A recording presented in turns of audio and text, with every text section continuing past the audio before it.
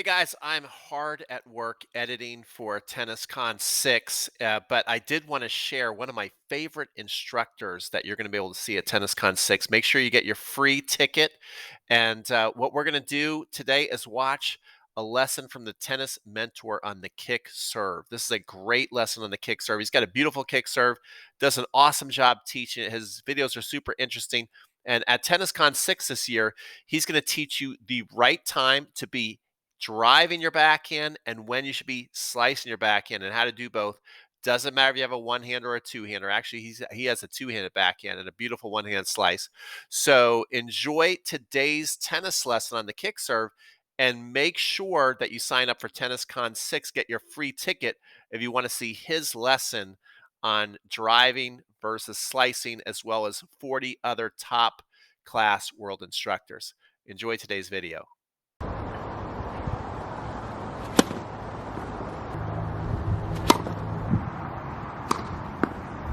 Hey, welcome to another video.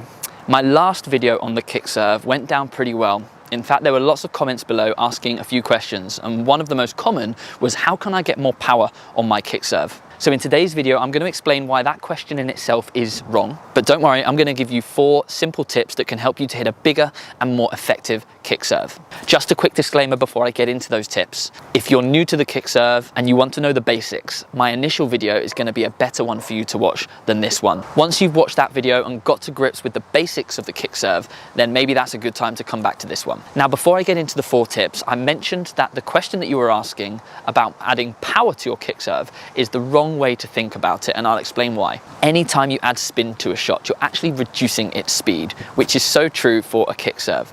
The whole point of adding kick or topspin to your serve is to give you more margin for error and to make your serve more safe. The way that you should think about making your kick serve more effective is by adding weight to the serve as opposed to thinking about power. The way I describe weight is the combination of speed and spin. If you think of Rafael Nadal's forehand, I would describe his forehand as one of the heaviest in the world.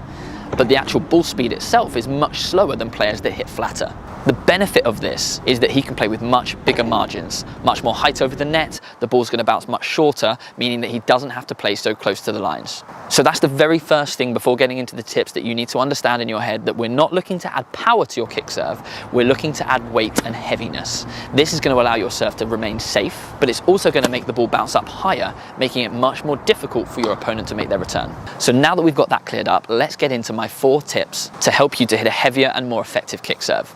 So my first tip is with regards to the ball toss. And if you remember my last video on the basics of the kick serve, you'll remember that I was talking about your ball toss not needing to be as far in front of your body. By tossing your ball directly above your head or even slightly to the left or behind you can help you to add more spin to your serve. But what can happen with that is you often hit it quite thin, meaning that you have loads and loads of spin but not much speed on the ball. If this sounds like you and you're getting tons of spin and very minimal speed on the ball, then consider throwing the ball slightly further in front, nearer to where you would throw the ball for your flat serve.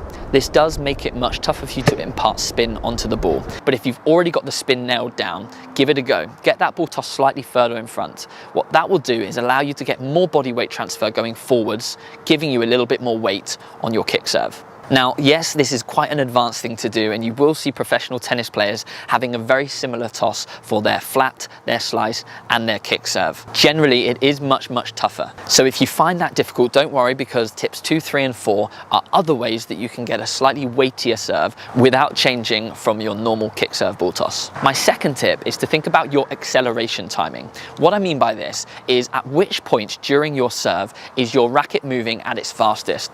This is where lots of people go wrong. The timing of your acceleration directly impacts how much energy you can put into the ball. And naturally, the more energy you can put onto the ball, the heavier and more effective your kick serve will be. Let's take a look from the side. So to make the most out of your racket speed when you're hitting your kick serve, you want your racket to be accelerating most slightly before you make contact with the ball. A simple test to see if you're accelerating at the right point is by doing some shadow swings. Simply shadow your kick serve and try to listen out for the whoosh sound and where that whoosh sound happens within your swing.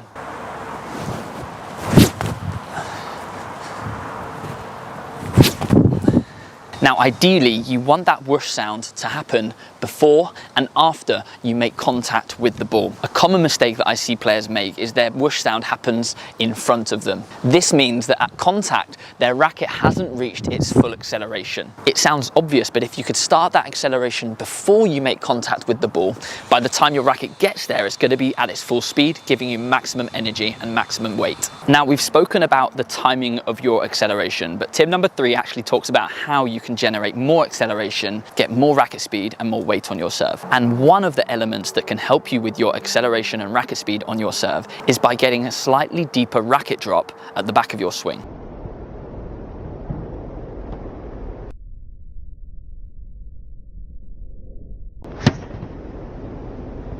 Now, when we think about racket drop on the serve, it all comes down to being loose and fluid. If you're gripping the racket too tightly, you're not going to be able to drop the racket at all. Naturally, from your pre-throw position here, with your forearm tense, your racket physically can't move downwards. So having a looser grip can allow for that racket drop to happen. Having a deeper racket drop will increase the distance between your racket head and the ball, allowing you to get more acceleration and more racket speed leading up to contact. As well as having a loose grip, having a better shoulder tilt is also going to allow you to get a bigger racket drop. When I'm talking about shoulder tilt, I'm talking about once you've got that ball up in the air, having your ball toss arm shoulder higher than your hitting shoulder.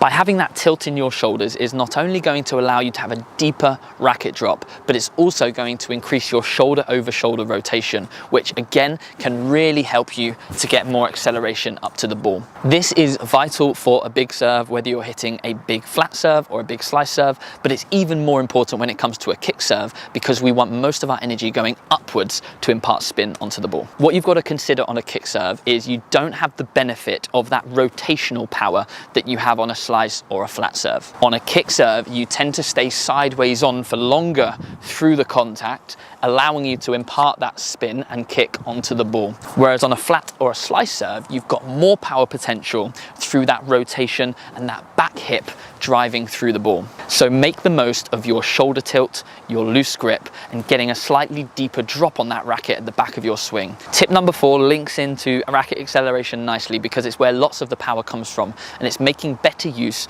of your legs. Now, most of the time when you're hitting your kick serve, you're going to be doing lots of racket work. Quite often your legs get neglected. Your leg drive is one of the most important elements to getting more racket speed on your kick serve. And the key here is to make sure that your legs are driving upwards at the right time. Whether you've got a pinpoint stance or a platform stance, it doesn't matter. Your focus should be on completing your service motion before you land from your jump. You can see that here on these slow motion serves. As I make contact with the ball, my feet are in midair, I'm fully extended up to the ball, but I finished my service motion before my feet then land. A mistake I see players make is them actually landing slightly too early, meaning that their timing of their jump is slightly off and they haven't maximized the use of their legs within their kick serve. Unlike on a normal flat serve, you don't need to jump so far into the court. In fact, jumping straight upwards can really help you to impart more spin onto the ball. But if you remember my first tip when I mentioned about throwing the ball slightly further in front, like on a normal flat serve, you may feel like you need to jump forwards and into the court. But that is if you've already got the mechanics of the kick serve locked down. Anyway, they were my 4 tips for a bigger or heavier kick serve. Let me know if you've got any questions or if you have any other troubles with your kick serve. Let me know in the comments below. If you enjoyed this video, hit that thumbs up and consider subscribing to the channel if you haven't done so already. Right, now that most of the people watching this video have left already, I'm left with my hardcore viewers, so a massive thank you if you're still watching this video. As a thank you, in this video and in all of my future videos, I'm going to be making a bonus tip for my viewers that stay to the end of the videos. This one is going to help your kick serve to be more effective when playing matches. And it's as simple as this. When you're practicing your kick serve, don't just practice it in the traditional way, kicking into your opponent's backhand. Now, yes, that makes a lot of sense, as naturally when you hit a kick serve, as a right-handed player against a right-handed player, that ball will kick more into the backhand side. Same for lefties playing against lefties. If you can actually practice your kick serve into your opponent's forehand side, it's going to be super effective as well. Rather than the ball kicking away from your opponent, it's actually going to be kicking in towards them, jamming them up, making for a very, very tricky return. The other reason why it's going to be super effective is people don't expect it. When they see you throwing the ball up and they read your toss as a kick serve, they're going to be expecting you to kick it up into their backhand. So when you hit it into their forehand side and it jams up into their body, they're not going to be be prepared for it. So when you go out to practice your kick serve, don't just practice it into the backhand side, practice it into the forehand side too. Anyway, a massive thanks again for staying to the end of the video. Look out for my bonus tip in the next video. Take care.